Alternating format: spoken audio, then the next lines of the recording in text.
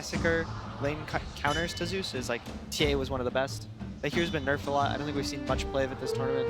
You know, people pick it here and there, and this is a fairly good TA game. Yeah, it is. I could see Kunkka as well. Yeah, I think so. Kunkka, oh, it's an Ember. Here that But it's so strong that it shouldn't matter at some point. Yeah. Seb, though, with a hero that we haven't seen a whole lot played in this position too much. Nature's Prophet in the off lane. This hero comes with its own set of problems. I think the reason why they pick it is for that global presence with the Zeus.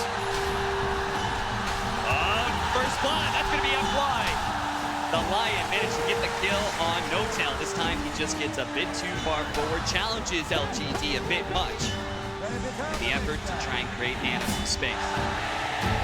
The chance LGD have begun. And that's what I thought was the coolest thing, is the Chinese crowd, they have not been any slouches when it comes to cheering for OG. They like OG a lot. But when OG's introduction came out on stage, they were extremely quiet. They wanted OG to know, in this matchup, we're not favoring you at all. We are backing our boys, LGD. Yeah, no boos, but you know they're gonna show their hometown team love. Zed going in for the dive, X-Nova. He's surrounded right now. The Treant is going to reveal him the whole entire way. Zeb's going to try and get in position with the trees. He'll just finish him off with the little Treant, and that's going to be good enough. Meanwhile, Ame actually coming in through the side. Seb will be just fine. Has two different ways to get out of this situation. I think part of the reason why they take the MP2 though is they have an easy way to push out the lanes and start fights. Yep. And on top of that, it just lanes well. We're certainly seeing that with Ame falling below. Ana spaces void. There comes CS mid lane. They're going to drop the bomb. Maybe with the help of FY, will get the kill on mid lane OG top. And they'll find that observer ward that spotted out FY earlier. So really good read by him. He understood that his rotations were spotted. Finds a different angle to get it. Jarex now on lane. Jarex is going to be gone on his range drop. It's gone. So he's going to be slowly burned down by Ame. Slide of to finish him off. X-Nova. Can he stay ahead of the Fury? He will. And now Zeb does not have a teleport, so he knows he kind of has to battle Ame back here. But the ultimate comes out. That'll be enough to finish off X-Nova. And the flame guard will wear out for Ame as well. Zeb will be fine. Still though. Yeah. So they want to make sure that they spot him coming the entire way through.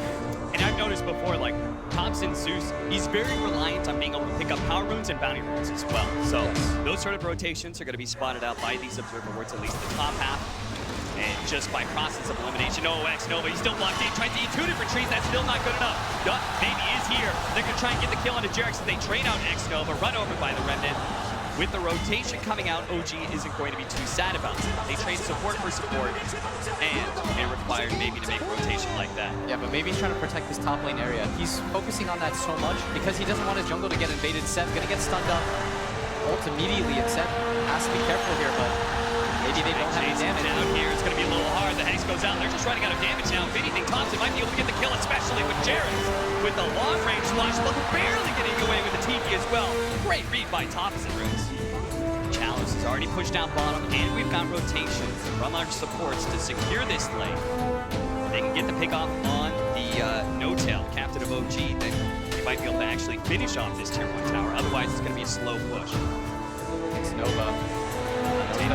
Thompson. They know they smoke. They've got to get out of here. Oh, he actually used the magic meter on himself, but there goes FY. X-Nova thought he was going to be the target. Now Jarex looks to be able to pick up the bounty rune in front of him and body block X-Nova as well. With the Orb of Venom, makes it very easy for Thompson to help get that kill. And now OG taking the kill score lead. Very surprised that they decided to make that play. He didn't see Thompson until the smoke broke, so that should have eliminated. Every single core in the game feels so bad about playing against him. And look at this. This is the ward that I was talking about that you were trying to protect. Protect the jungle against OG. Don't let them get in here for free. That's why X-Nova is kind of positioned to be able to break smokes. Oh, he was there to break the smoke, But and now he still he's get got high a more, and now Jarex is going to try and take some of the CS. They're going to turn and try and kill Jarex, but there goes the Chronosphere. Oh, perfectly timed with the Air Splitter. This is just a beauty of a team fight for OG. And picking this off on Ame as well. Rolling those, nailed him at top to finish him off, lightning as well. OG just perfectly execute that fight. They'll be able to finish up that safe lane tower. They just couldn't do enough to be able to stall that. So they'll trade out tier 1 towers. As a result, OG holding a 2K ult lead to Thompson. Just doing a little bit of scouting there. I think he was maybe a bit afraid of some sort of smoke rotation or something. But X-Nova, he's been spotted here big time. Does manage to at least kill a ward. but he is certainly dead. They'll give that last hit to Seth as Look at well. that. There's already an Orchid on set, 14 minutes in. Yeah. This guy's got an Orchid. It's pretty insane. I would have expected the This is old gonna- Solar Crest build from him. I think it's because his lane was going so well. Yeah. And he's going to hard counter out the Ember Spirit as a result. Yeah, Ame is going to be super unhappy with this timing, that's for sure. And Why in trouble. Gets hit by the Rolling Thunder. Bounce back by Jarex. Swashbuckle to finish him off. Nice and easy, but at the same time, No Tail's going to be chased down.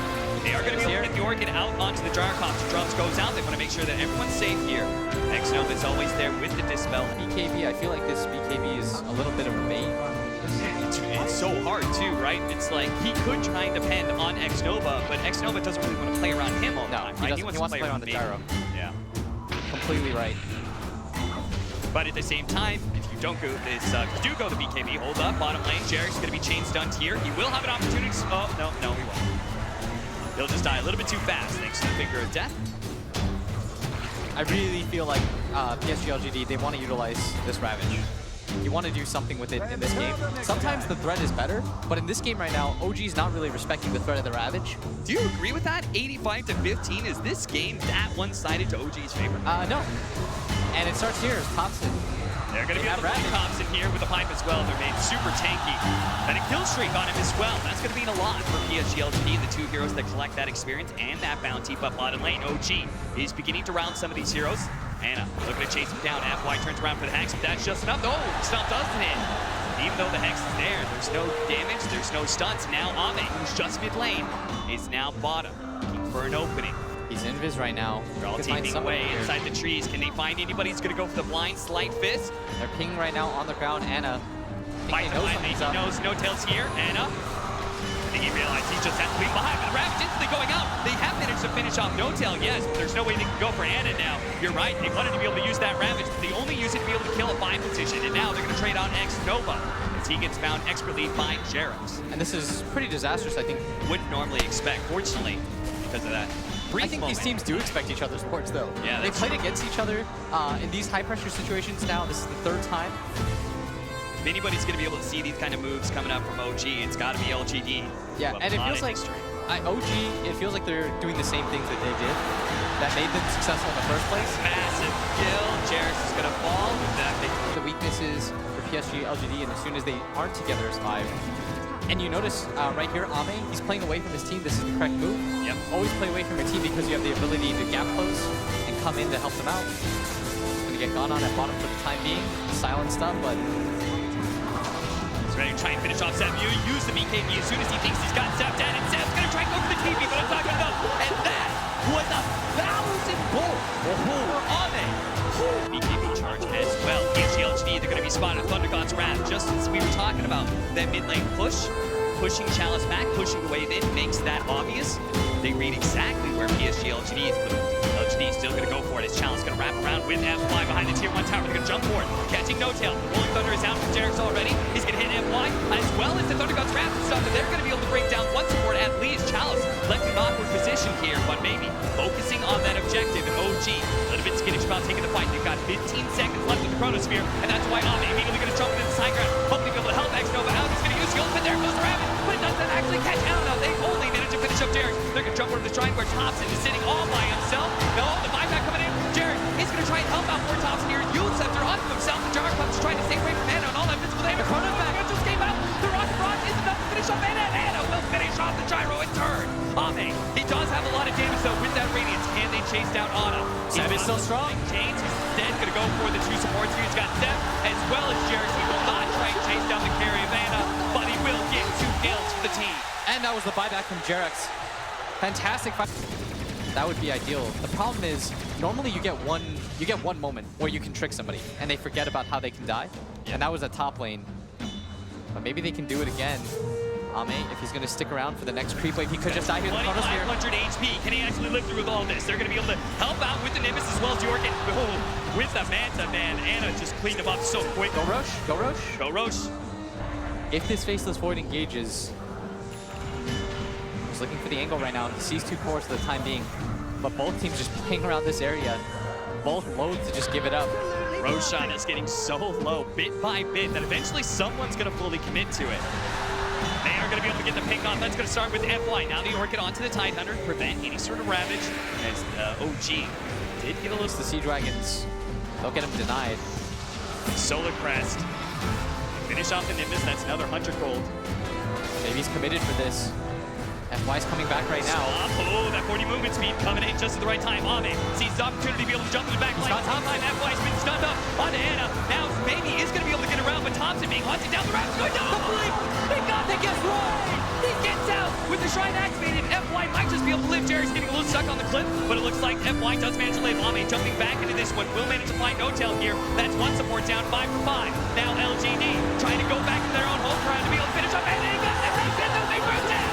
He's dead, and now OG. He does have buyback and Chronosphere. He's got to commit to it right now if he is going to do it. He does have a TV scroll up. He's going to commit now with a stomp, landing on a 3. Can maybe finish this one up solo. He's going to be able to jump in, throw the sphere out. The aim's already been picked up in Anna. This is no longer a fight he can take. But Jared's already picked up the stop. Stable. Anna's been hit. Anna's been caught. Time watch from the side.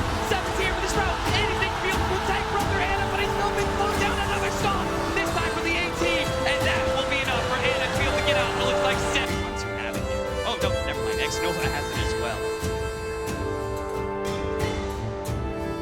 Butterfly up next for our gyrocopter. And this is going to be some serious momentum for PSG.LGD. It's funny, though, that win probability still heavily favoring OG. And I think even after that fight, it may still be in their favors. Yeah, 66%. Again, the late game of the Basis Void and trying to go high ground against that, as well as the ET plunge for this batting room. And that'll allow OG to be able to get 3 out of 4, even against Aegis. Goes to show, like, PSG.LGD, they're still going to be a little bit timid about taking fights against OG. Especially as they're split around the map. The Rolling Thunder going off, does manage to knock out back Snowball with that line being finished off as well. 2 different kills like this would be massive. They do have Ame coming in, but immediately the BKB from Seb, they know 2 pickoffs on the supports. As long as nobody dies here, they're going to do a long jump in from the Aghanim Scepter Spirit to be able to chase down No-Tail, but No-Tail managed to get off the stomp onto Ame. Ame could spot with the double damage, especially with Chalice and maybe joining him in the mid lane. So split push continues. Tops in that top lane, Seb towards bottom because he's so tired of this. He knows they need some way to punish that. With the Mjolnir attack speed as well, he's just going to be focusing on all of the bottom lane various procs. They are going to be able to get the Aegis to pop here and takes away the regen while Ame being gone, and they do have the Chronosphere. Is Seb going to be able to get him got the damage for this? Oh, it just overwhelms Ame very quickly. He still, and I'm not sure if he ever will be tanky enough to live through that Chronosphere unless he's got the Aeon Disc. He didn't have a remnant far back enough. I think Mjolnir almost complete for Somnus. You've got the 20 strength for the Pangolier.